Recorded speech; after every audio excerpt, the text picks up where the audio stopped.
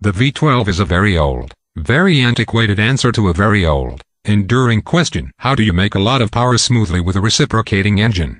Nowadays, with balanced shafts and miniature Marvel computers, a turbo 4-cylinder does a pretty good job, and more than one company makes a buttery V8 that won't tip over a standing nickel.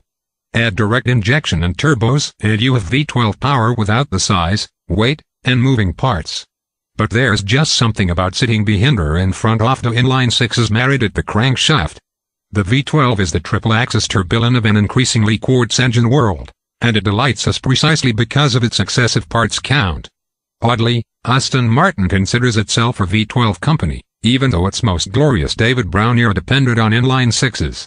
Carroll Shelby and Roy Salvadori won Le Mans behind one in 1959, and the straight six served Aston well into the 1970s, when its attention turned to Bulldog V8 seconds.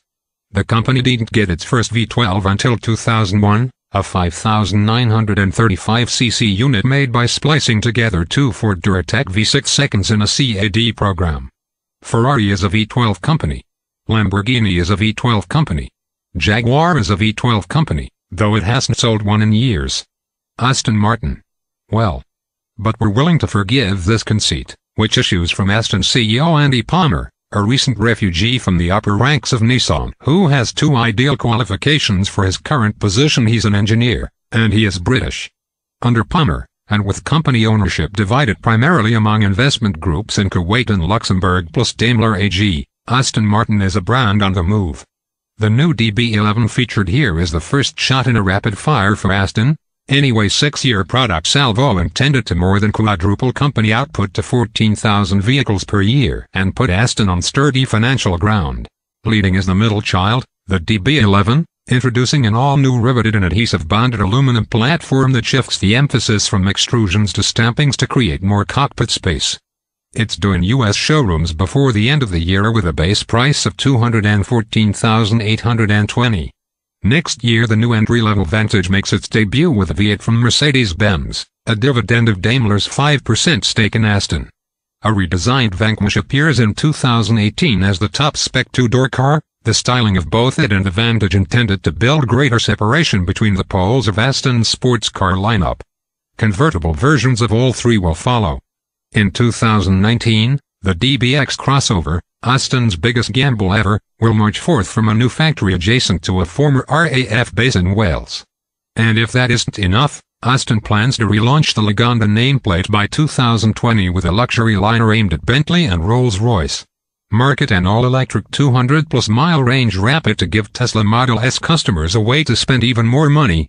And produce more limited-run multi-million-dollar specials, such as the recently announced MRB001, a mid-engine Hyperlympic conceived in partnership with Red Bull Racing.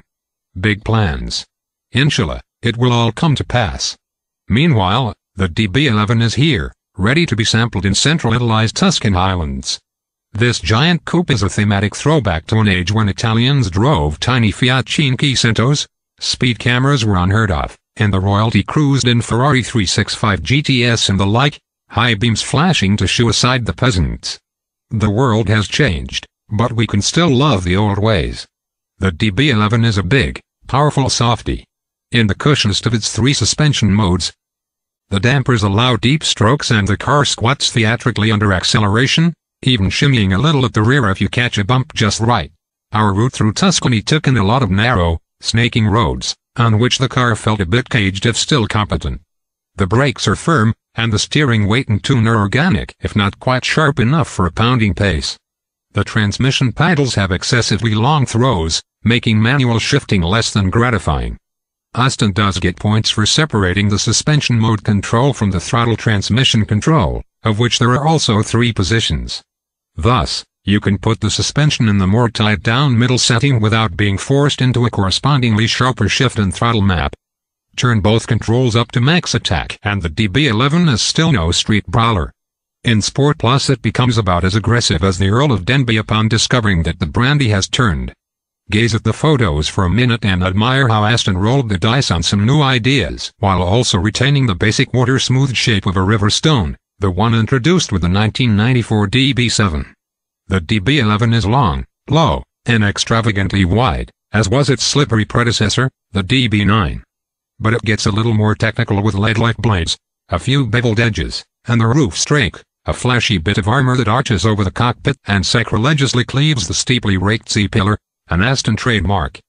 The strake's mechanical purpose is to frame the yaw blades, air ducts hidden in the rear haunches that direct wind through the body, squeezing and twisting it before exhausting it out a vent in the trunk light to reduce drag at speed. It also has an aesthetic mission that can be ordered anodized in black, or body color, or as polished aluminum, and it demarcates the DB11 from all previous Aston Martins. Another departure from the Aston Coupe's typical flowing beauty is the broken front wheel arch line, which is punctuated by a deeply sculled air vent where the huge new one-piece aluminum clamshell hood meets the body side. The C4 Corvette-like clamshell, a substantial engineering and stamping achievement, we're told, supplies both closure line cleanliness and pedestrian impact regulatory compliance. Small winglets in the hood ducts that relieve air pressure from inside the front wheelhouses direct the stream of air out in a tumbling vortex pattern that mixes with hot engine compartment air from the side vents to further aid aerodynamic efficiency. Beneath it all is the new 5.2-liter twin-turbo V12 that replaces the old naturally aspirated 5.9, which still powers the more expensive Vanquish for now. Like the 5.9, the 5.2 comes via Ford's Cologne, Germany, plant, but Palmer swears up and down that Aston did the engineering. We had a choice between doing a new V12 or a new V8, so we picked the 12 for the DB11 and are sourcing the 8 for the Vantage from a partner, he said, referring to Mercedes. Just 2 minor parts carry over from the 5.9, making the 5.2 second 60-degree block and 4-valve, port-injected cylinder heads into a wholly new engine, as far as Palmer is concerned. The twin turbochargers are life extenders for the V12, he says, giving the 12 1 or 2 more generations before CO2 regs will force it into hybridization or oblivion. Also, cylinder deactivation is a fresh wrinkle.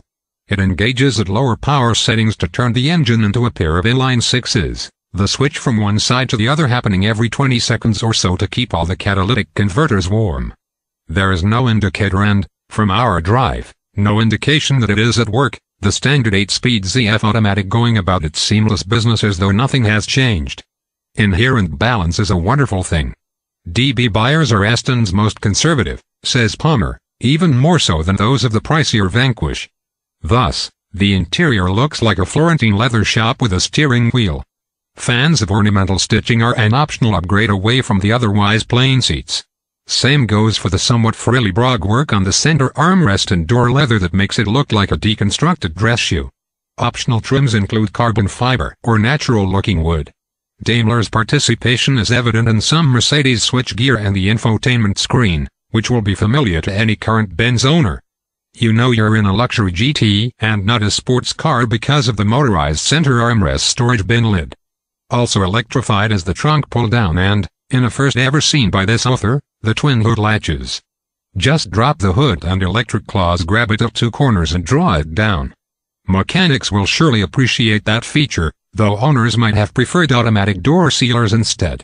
In all, it's a pretty fabulous way to sit behind 600 horsepower, even if the rear seats are nothing more than potato sack holders with belts.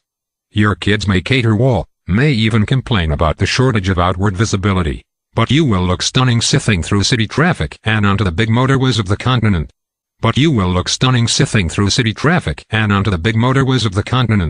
No, it wasn't until we hit the more open roads in the valleys, and especially the Siena-Firenze Autostrada, that the DB11 reached its happy place. It roars along a quiet roar, unaided by electronics except for muffler flaps that stay open in Sport Plus and hailing lane lines.